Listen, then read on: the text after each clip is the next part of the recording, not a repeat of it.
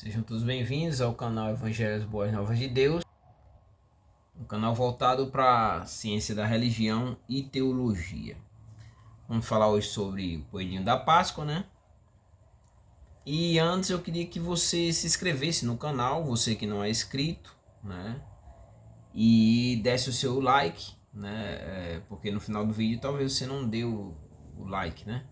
É mais fácil você dar o like agora e lá no final, se você não gostar, você dá o dislike. Porém,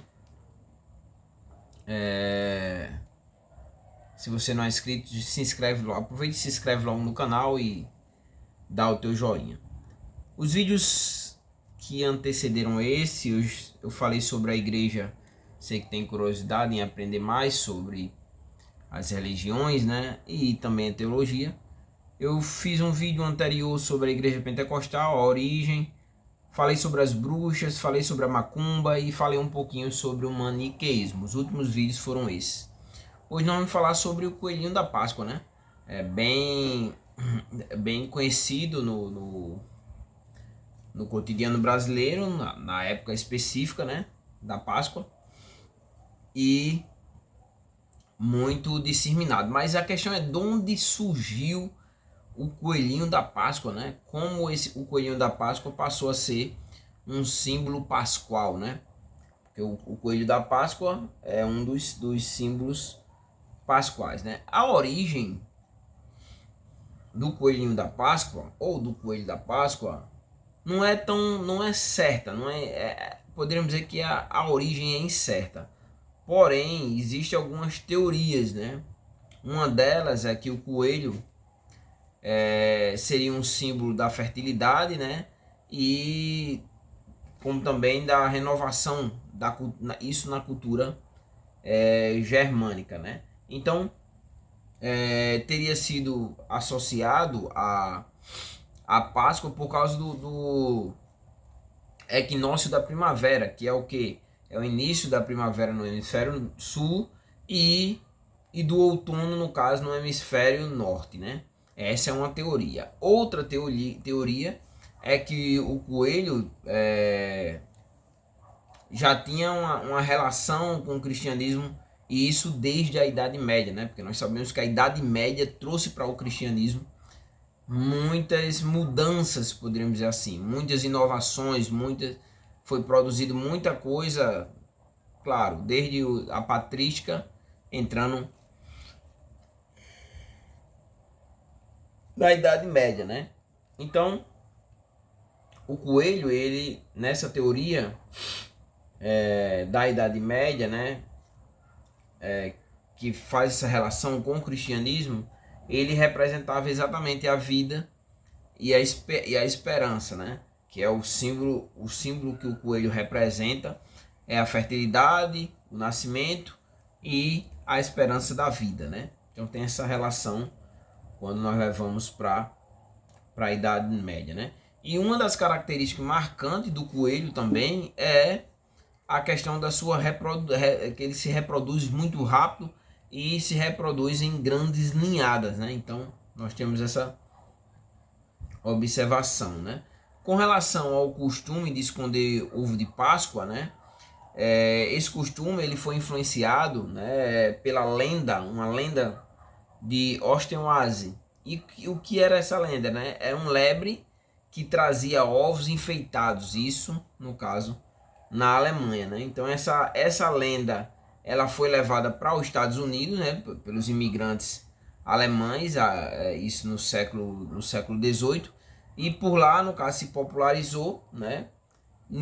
A lebre ela vai ser substituída pelo coelho, porque o coelho era um animal mais dócil e domesticável, né? No século XIX, a Páscoa ela vai se tornar uma festa familiar e voltada mais também para a infância, né? Vamos ter essa relação mais com a infância, né? O coelho da Páscoa, quando ele se relaciona com a Páscoa, né? Ele foi definido historicamente a partir da representação que o animal possuía para diversos povos antigos, né? E para esses povos antigos, o coelho né? Ele era o símbolo da esperança, né? E da renovação da vida, né? Agora, quando vem para o cristianismo, né? Para o cristão, o coelho já seria uma representação da ressurreição de Jesus, né? Da ressurreição de Cristo, né? Então tem essa relação, né? No caso dos povos antigos, eles relacionavam esse animal, né? Com a chegada exatamente do inverno, o fim do inverno e o começo da primavera, né? E nas religiões antigas, nos povos antigos, né? Ele era um símbolo do renascimento, né? Como também um símbolo da vida, né? Então também tinha essa característica de os coelhos serem os primeiros animais, no caso, a abandonar as suas tocas quando a primavera começava, né? A ideia de Cristo, fazendo essa conexão com Cristo, que Cristo ressuscitou, né? Saiu do túmulo, né? E aqui no caso o coelho, né? A expressão em inglês, por exemplo, é Yes Burning, né? Que é coelho da Páscoa, né? No Brasil, quando nós nos voltamos para o Brasil, o coelho da Páscoa,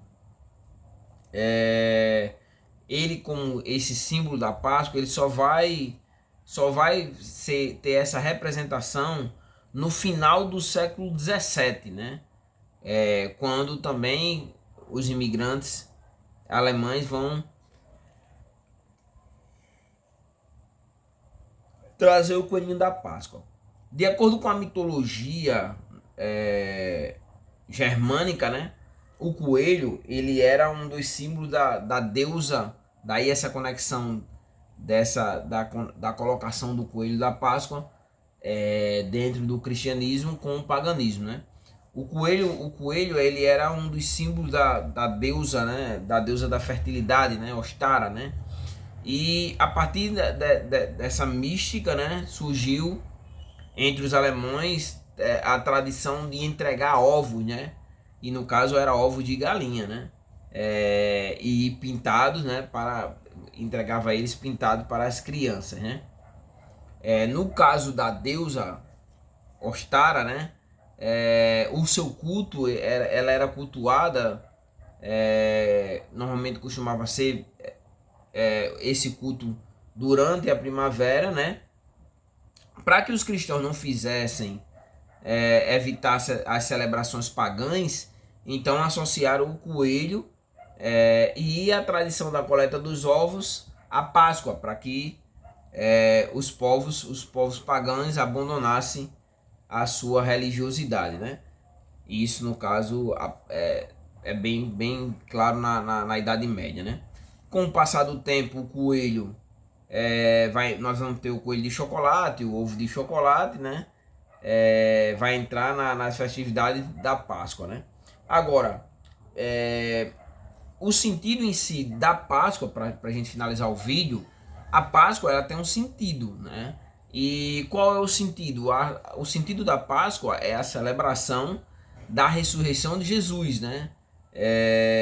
E isso é feito pelos cristãos de várias denominações, né? Então, e no caso a Páscoa, ela é comemorada no domingo da Semana Santa, né? No domingo da Semana Santa, e tem a representatividade, né? De que Jesus ele ressuscita depois do terceiro dia, né? Da sua crucificação, né? Então esse é o sentido da Páscoa para os cristãos. No caso aí foram fazendo concessões e introduzindo esses outros adereços, no caso o coelho da Páscoa, que nada tem a ver com a Páscoa cristã, né? Porém, o cristianismo romano, né? Ele traz essa ideia do coelho da Páscoa que, nesse caso, os protestantes rompem. Porém, hoje os protestantes eles estão catolicizados, né?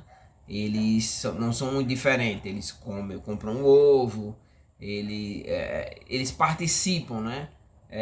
Da festa, né? Tanto quanto os católicos romanos, né? Então, assim, nós vemos muito isso ou no domingo comer chocolate no domingo, né?